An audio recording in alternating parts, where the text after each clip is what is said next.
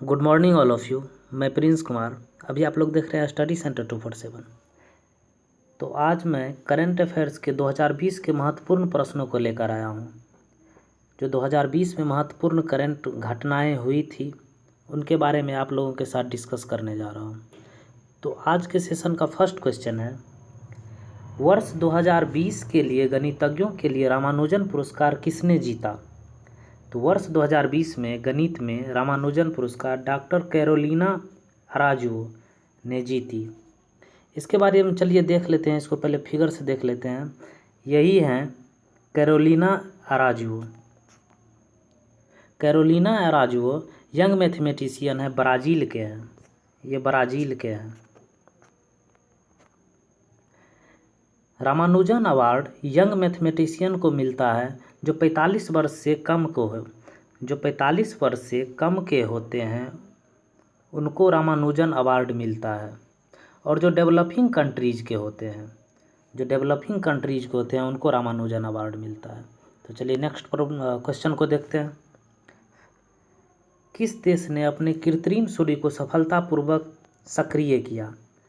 तो ये कौन सा देश होगा जो कृत्रिम सूर्य को सफलतापूर्वक सक्रिय किया? तो वह देश है चाइना। चाइना ने अपने देश में एक नया सूर्य का निर्माण किया है। जो सूर्य जो हम लोग देख रहे हैं उस सूर्य से लगभग 10 गुना प्रभावी हो गए। उनका जो सूर्य का जो क्रोड है उससे 10 गुना इनका क्रोड का तापमान है। चलिए उसका फिगर देख लेते हैं। ये हो गया जो चाइना ने प्रोजेक्ट बनाया। इस डिवाइस का नाम है HL2M tokamak. HL2M tokamak.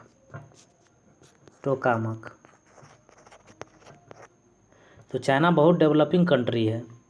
China ने ही ये कारनामा दिखाया है। चलिए नेक्स्ट क्वेश्चन को देखते हैं। क्वेश्चन नंबर 3, भारत ने किस प्रजाति के संरक्षण के लिए पंचवर्षीय कार्य योजना बनाई है?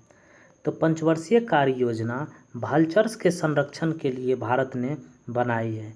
देखा गया कि हालिया रिपोर्ट में भालचर की जनसंख्या पहले की अपेक्षा बहुत कम हो गई है। लगभग 10% पे आ गया है। भालचर्स की जनसंख्या क्यों कम हो रही है? दिनों दिन भारत में देखा जा रहा है जो कम होते जा रहा है।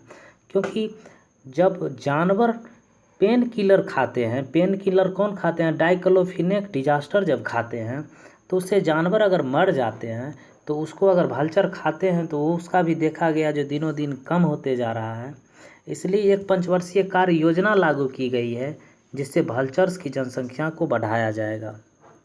चलिए नेक्स्ट क्वेश्चन को देखते हैं। किस टाइगर रिजर्व को अपनी जनसंख्या दोगुनी करने के लिए पहला T20 अंतर्राष्ट्रीय T×2 अंतर्राष्ट्रीय पुरस्कार मिला है? तो ये आपका ऑप्शन है Jim Corbett, Kaziranga tiger reserve, Pilibhit tiger reserve और पेरियार टाइगर रिजर्व। दुनिया के अंदर देखा गया जो टाइगर की जनसंख्या दिनों दिन कम होते जा रही है। चलिए इसका आंसर पहले देख लेते हैं, पीलीभीत टाइगर रिजर्व। अब समझ लेते हैं इसके बारे में। दुनिया के अंदर देखा गया कि टाइगर की जनसंख्या दिनों दिन कम हो रही है। तो मेन ऑर्गेनाइजेशन जो थे उसने प्लान बनाया कि 10 साल के अंदर टाइगर के पॉपुलेशन को डबल किया जाए। लेकिन पीलीभीत टाइगर रिजर्व को देखा गया, इसको जब दिया गया काम तो ये 10 साल के जगह 4 साल में ही ये अपना काम पूरा करके दिखा दिया। तो इसलिए इनको पीलीभीत टाइगर रिजर्व को T×2 यानी T×2 का अंतर्राष्ट्रीय पुरस्कार मिला। ये बहुत ही इंपॉर्टेंट क्वेश्चन है जो आपके एग्ज़ाम में आने की बिल्कुल संभावना बनती है। अभी आप लोग देख रहे हैं स्टडी सेंटर 247। अभी तक आप लोगों ने चैनल को सब्सक्राइब नहीं किए हैं तो सब्सक्राइब कर लें और बेल आइकन दबा लें। जो नेक्स्ट वीडियो डालेंगे तो नोटिफिकेशन आप तक पहले पहुंच जाए और आप वीडियो को देख पाएँ। चलिए अगले क्वेश्चन को देखते हैं। क्वेश्चन नंबर 5, 55 वर्षीय चिल्हाटी हल्दीबारी रेल लिंक भारत और किस राष्ट्र के बीच में फिर से खोलने की तैयारी है? तो 55 वर्ष से जो बंद है चिल्हाटी हल्दीबारी रेल लिंक, ये चिल्हाटी आपको है बांग्लादेश में, हल्दीबारी है इंडिया में। तो ये बांग्लादेश से फिर से खोलने की तैयारी किया जा रहा है। 1965 में जब भारत और पाकिस्तान के बीच में युद्ध हुआ, वो भी युद्ध पूर्वी पाकिस्तान यानी कि बांग्लादेश के कारण हुआ था। जब पूर्वी पाकिस्तान बांग्लादेश नहीं बना था, उस टाइम में पाकिस्तान ने बांग्लादेश पे बहुत अत्याचार करता था और वहाँ के लोग इंडिया आ जाते थे। तो इसकी मध्यस्थता के लिए जब भारत ने अमेरिका से भी कहा और सारे देश से कहा, तो वहाँ से ध्यान नहीं दिया गया और पाकिस्तान को कुछ कहा नहीं गया। तो भारत के साथ 1965 में युद्ध हुआ और वो चिल्हाटी और हल्दीबारी रेल लिंक योजना था जो वो बंद हो गया। फिर से 55 वर्ष के बाद ये बांग्लादेश से इसको खोलने की तैयारी की जा रही है।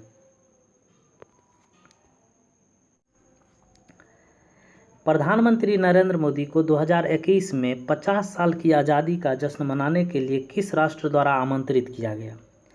तो 2021 में 50 साल की आज़ादी का जश्न मनाने के लिए बांग्लादेश राष्ट्र ने आमंत्रित किया है, क्योंकि बांग्लादेश की आज़ादी 1971 में मिली थी। 1971 में 50 साल जोड़ देते हैं, 50 ईयर्स, तो 2021 हो जाता है।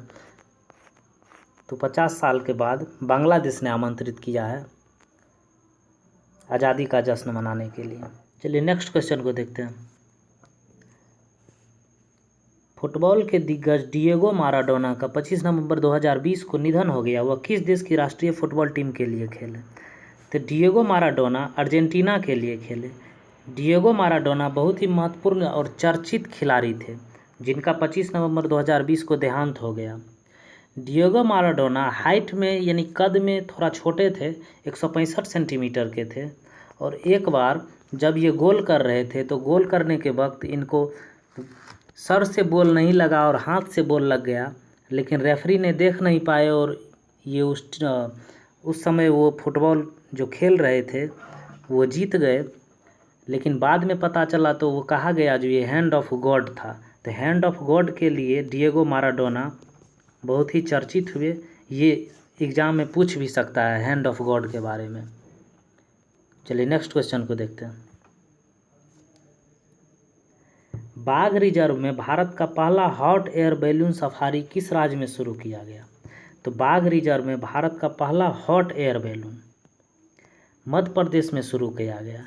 मध्य प्रदेश में बांधवगढ़ टाइगर रिजर्व मध्य प्रदेश में ये शुरू किया गया। चलिए इसको फ़ोटो से देख लेते हैं।